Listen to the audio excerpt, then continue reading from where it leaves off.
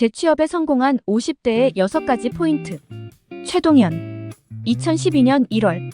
급변하는 사회 양상을 표현하는 많은 단어들이 있는데 그중 고령화 사회, 고령자 취업이란 단어들도 한자리를 차지하고 있습니다. 대부분 정년 이후의 구직자라면 이에 해당될 것입니다. 그렇다면 고령자의 명확한 정의는 무엇일까요?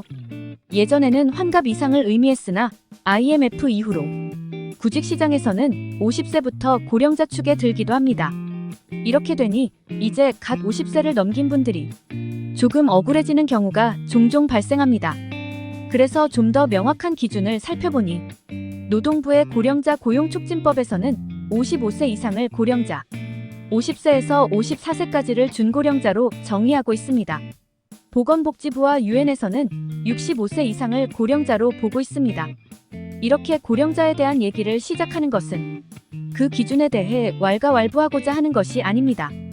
언젠가부터 구직시장에서 천덕꾸러기가 되어버린 50세 이상 퇴직자분들에 대한 얘기를 하기 위해서입니다. 50세가 넘은 퇴직자를 살펴보면 여전히 창업보다는 취업을 희망하는 경우가 많습니다. 그런 그들에게 사회는 차가운 시선으로 이렇게 말합니다. 그 나이에 무슨 재취업이 되겠어. 하지만 이런 가운데 재취업에 성공한 50대도 상당히 많습니다.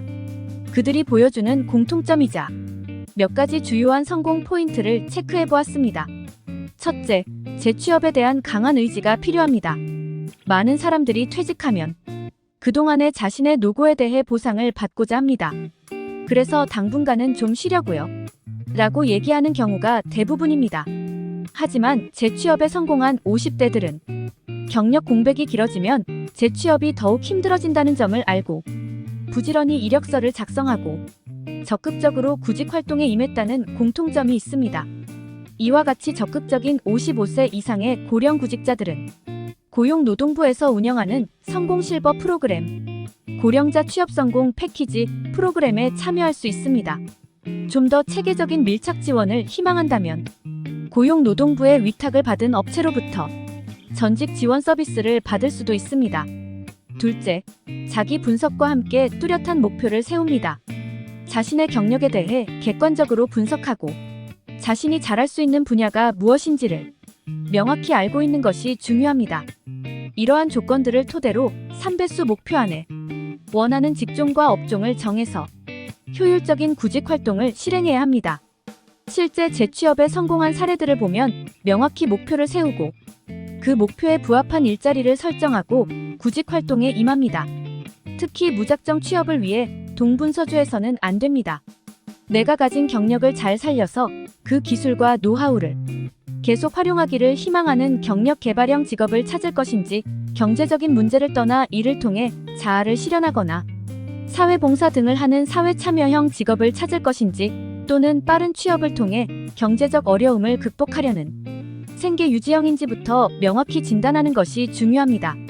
국내 화학계열 대기업 경영지원팀에서 정년 퇴임한 후 경영지도사 자격을 취득하고 프리랜서로 중소기업 경영 컨설팅 프로젝트를 수행하는 K씨의 사례가 경력 개발형입니다.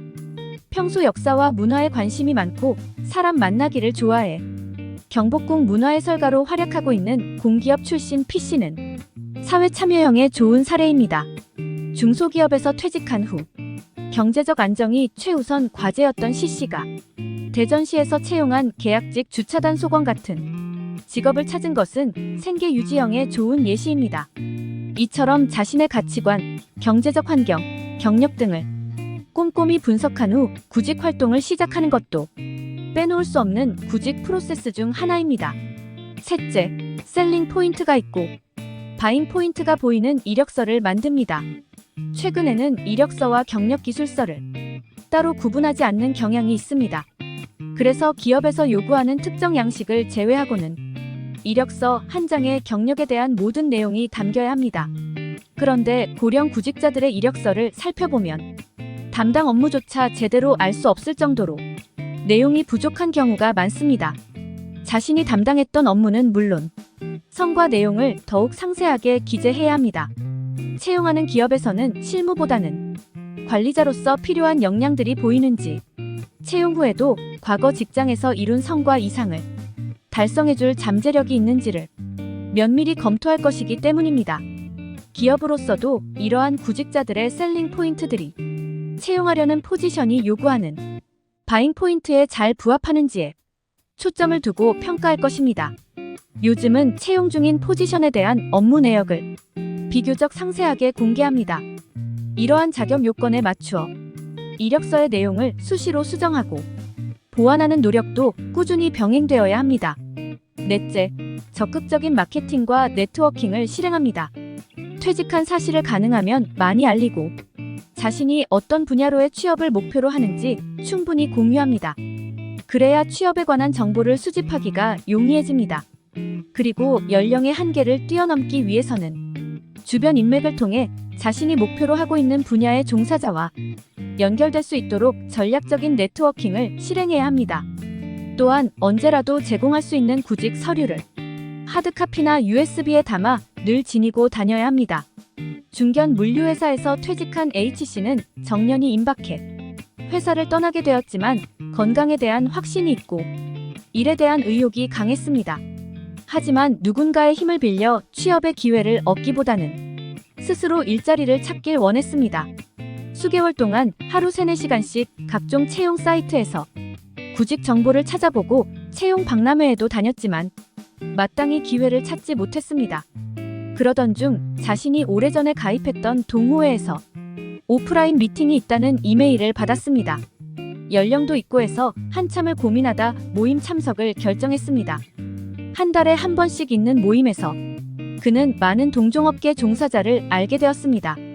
그를 유심히 지켜본 국내 최대 종합 물류회사의 실무 담당자는 그의 인성, 실무 지식, 취업에 대한 의지를 긍정적으로 보게 되어 자기 회사의 안양 지점장 자리를 제의했고 그는 흔쾌히 기쁜 마음으로 수락했습니다. 독립적이고 폐쇄적인 구직 활동보다 많은 사람을 만나며 네트워크를 적극적으로 확대하고 활용함으로써 이직하게 된 좋은 사례일 것입니다. 다섯째, 온라인을 통한 취업 정보 획득에 노력을 기울입니다. 요즘은 거의 모든 취업 정보가 과거와 같은 인쇄 매체보다는 인터넷과 같은 온라인 매체를 통해 공개가 됩니다. 고령의 구직자들은 아무래도 청년, 중년층 구직자보다는 온라인 활용도가 상당히 낮은 편입니다. 이러한 채용 트렌드를 잘 이해하고 적극적으로 활용해 스스로를 소외시키는 일이 없도록 해야 합니다. 그리고 이를 잘 활용하면 훨씬 수월하게 내 연령에 맞는 정보들을 접할 수 있습니다. 여섯째, 구직 활동은 경영입니다. 모든 사람에게 재취업은 어렵고 시간과 노력이 소요되는 힘든 일입니다. 그럼에도 불구하고 체계적인 계획과 전략 없이 주먹구구식으로 구직 활동에 임하는 구직자들이 많습니다. 특히 정년 즈음에 있는 50세 이상의 구직자에게는 더더욱 철저한 준비와 노력이 필요합니다. 이러한 관점에서 구직 활동을 하나의 활동으로 보기보다는 경영으로 생각하는 자세가 필요할 것 같습니다. 즉, 구직 활동 자체를 경영자 입장에서 하나의 기업을 경영하는 총체적이고 전략적인 경영 활동으로 여겨야 한다는 것입니다. 고연령 구직자에게 눈높이를 낮추라는 조언과 함께 가장 하고 싶은 말은 급하게 서두르지 말라는 것입니다. 체계적인 재취업 교육을 받으며 구직 활동에 임한다 하더라도 재취업에 이르기까지 평균 3개월에서 6개월의 기간이 소요됩니다. 앞서 이야기한 바와 같이 철저한 자기 분석, 목표 설정, 체계적인 구직 활동, 네트워킹 활동을 차근차근 해나간다면 틀림없이 자신의 몸에 꼭 맞는 맞춤옷과 같은 일자리를 찾게 될 것입니다. 이상 재취업에 성공한 50대의 6가지 포인트에 대해 알아보았습니다. 이번 영상도 유익하셨다면 구독, 좋아요, 알림 설정 부탁드리겠습니다. 오늘도 오전에는 건강을, 오후에는 부를 얻는 하루 보내세요. 감사합니다.